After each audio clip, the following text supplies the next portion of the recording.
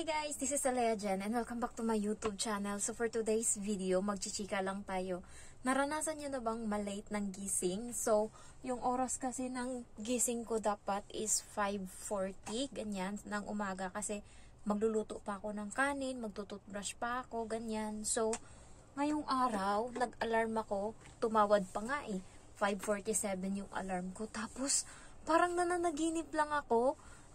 Pinatay ko lang yung phone, and then natulog ako uli. Nabasa ko naman, may nabasa akong chat ng kapatid ko. Ayan, hindi ko lang alam, akala ko kasi pa yun, mga 2:00 pa, nagigising lang ako ng ganyan minsan, tas titignan ko lang yung phone kung anong oras, tas balik ako ng tulog. Ayun, hindi ko alam na nag-ring siya. Basta pinatay ko lang, tapos bumalik ako ng tulog. Tapos, buti na lang nagkamot ako ng katawan.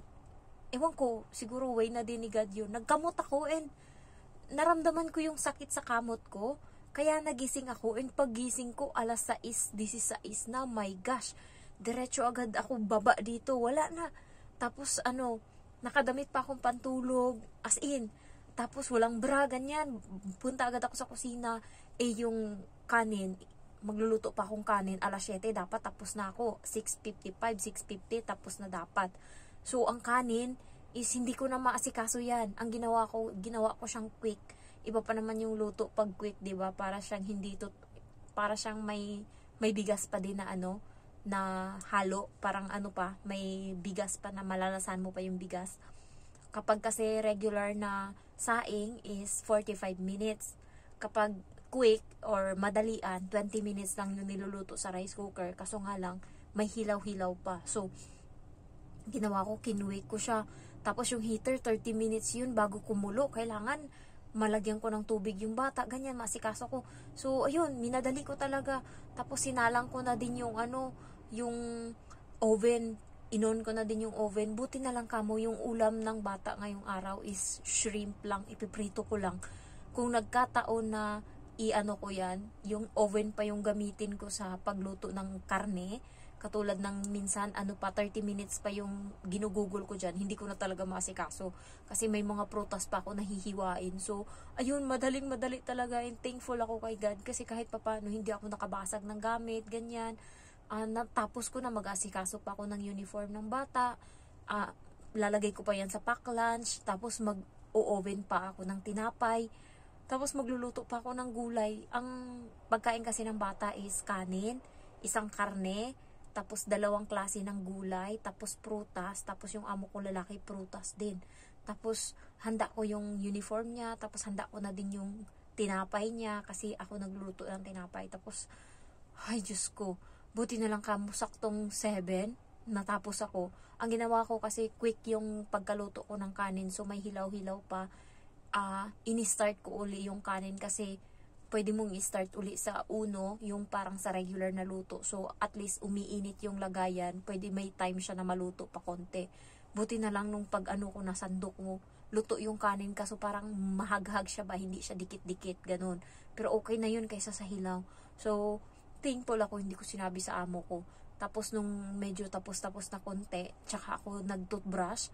And then, hindi na ako naghilamos. As in, pinunasan ko lang ng tubig yung mata ko. Ginanon ko lang ng tubig, matanggal lang yung muta dyan. Yung pisngi ko, wala ng pakialam.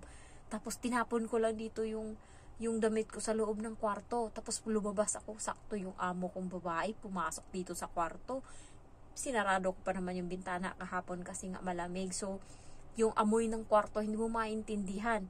Sabi niya, papasok ako sa loob, kukuha ako ng tubig, sabi niya. Inunahan ko na, sabi ko, magulo pa naman yung kwarto ko dyan. Sabi niya, okay lang yan. Sabi niya yung ganun. Tapos hindi ko sinabi sa kanya na late na ako nagising kanina. Ayoko na maulit yun. I-alarm ko na din yung isa kong cellphone para 2 sila. Yung iPhone kasi, sobrang lakas nun. Kaya hindi ko ina-alarm yun sa ko. Hindi ko ina-alarm yun kasi nga, grabe, parang mabingi yung tenga mo. Talagang magigising ka talaga pag yung iPhone yung nag-alarm. Dito sa isa kong phone, chill lang, pero parang nasanay na ako sa kanya. Matigas na yung panga ko ngayon, kahit nag-alarm, tumatawad pa ako minsan, 5 minutes, tapos hindi ko na sabi ko 5 minutes, tapos hindi ko ina-alarm yung 5 minutes na yun, biglang nagiging 15 minutes. Kanina, yun yung pinaka first time talaga na nagising ako ng late tapos may pasok yung bata sa school. Naku, patay ako. Paano na lang kaya kung nagising ako ng alas 7:30 tapos kinatok ako ng amo ko dito, walang luto lahat. Man, sermon talaga, hindi pa nangyari sa akin yan. Mag 1 year and 7 months, mag 8 months na nga ay. Pero hindi ko pa naranasan na na malate ng gising ng katulad niyan kapag may pasok yung bata. Kaya takot na takot talaga ako kanina. So, nung wala nga kaming tubig, sabi ng amo ko, problema siya kung paano daw magkaroon ng pagkain yung bata sa tanghalian. Yun pa nga lang, problema niya na. Andyan pa ako, paano na lang kaya kung hindi ako nagluto? Ay, dako, makamaterminate talaga ako. Yun yung pinaka ko. Meron din akong subscriber dito na nag-comment tong nakaraan na late nga daw siya ng gising and yung amo niya pa yung kumatok sa kanya. Hindi ko pa naranasan yan kahit sa sa Pinas. Naranasan ko na late ng gising doon. Hindi na ako nakaligo. So, pagkabangon ko, palit na lang ng damit, diretso na agad sa trabaho. Kasi late na ako, tumawad pa ako, and then yung tawad ko na yun, 1 oras pa akong nakatulog uli. Pero ang ganda ng tulog ko ngayong araw. Binabawi ko lang yung tulog ko nung nakaraan kasi konti lang. Nung nawalan kami ng tubig, tapos nakatulog ako 1:00, mag-aalas 2 na. So parang pagod na pagod ako. Tatulog naman ako nung tanghali noon, pero parang kulang pa din. Kaya kagabi, natulog uli ako ng malala. Tapos ayun, nagising ako kanina. Late na. Tapos ngayong tanghali, natulog uli ako 1 hour uli. Parang ang sarap-sarap matulog ngayon. Di ko lang alam kung bakit. Siguro sa lamig ng panahon. Parang wini-wish mo na lang sana na I wish sana sa Pinas ka lang. Yung palang walang gigising sa'yo kung anong oras mo gustong magising. Ganyan ako dati. 1:00, ayan, 1:00, alas 12, alas 11, ganyang oras yung gising ko. Pero dito iba na. Pero yung tulog ko naman nun, alas 3, alas 4 naman, ganun kalala, alas 4, alas 5, alas 6, alas 7, alas 8, alas 9, alas 10, alas 11, alas 12, ganyan. Naranasan ko lang sa Pinas na ilang araw akong overtime nun sa work, 4 days, tapos yung pasok ko is 9 AM to 12 PM. So, hindi na nga ako umuwi ng bahay. Nakisuyo na lang ako doon sa kaibigan ko kasi MOA ako nag-duty noon. Na doon ako matulog sa kanila. Magbayad na lang ako. So, nagbayad ako ng parang 300 ata sa 3-4 na araw.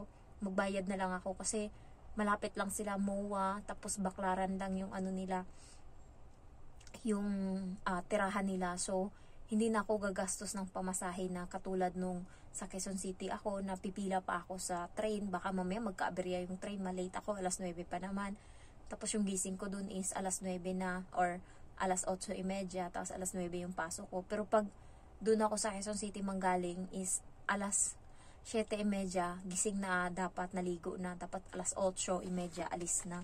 So yun, naranasan ko yung ganun. Tapos biglang nung pag-uwi ko ng bahay, kasi sale yun sa MOA, pag-uwi ko ng linggo ng gabi, so nakauwi ako ng 12 PM, 12 AM, tapos kumain ako, tapos pagod na pagod yung katawan ko.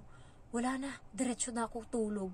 Alam nyo, nagising ako kinabukasan, alas 3 na ng hapon, yung wala akong pakialam kahit gaano kainit dyan, grabe yung tulog ko, parang pagod na pagod ako.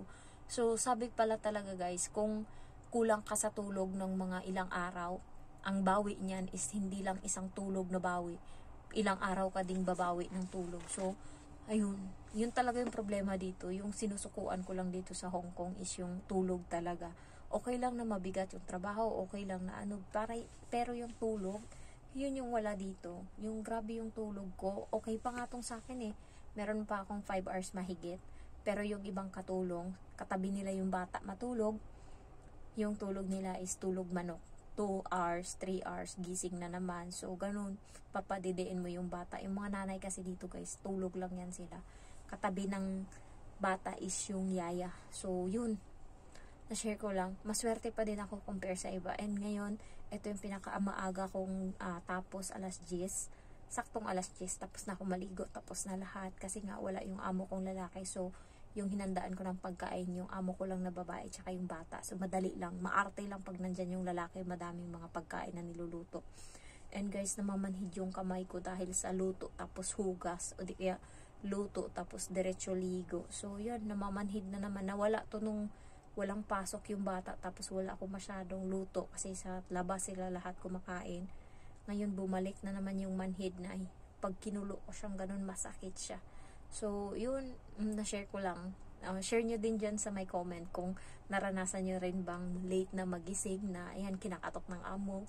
Gusto ko lang malaman kung ako lang ba yung ganto or marami tayo. May isang subscriber nung nakaraan nagsabi siya sa akin na yun nga, ginising na siya ng amo niya kasi late na siya magising. So yung alarm hindi na umiepekto sa akin, kaya kailangan dalawang cellphone na para pag pinatay ko yung isa, may isa pang natira. So itong isa, pag hindi mo pinatay, tutunog siya ng malakas ng malakas ng malakas. So yun na lang yung gagawin ko. And thank you for watching and I love you all. Bye bye.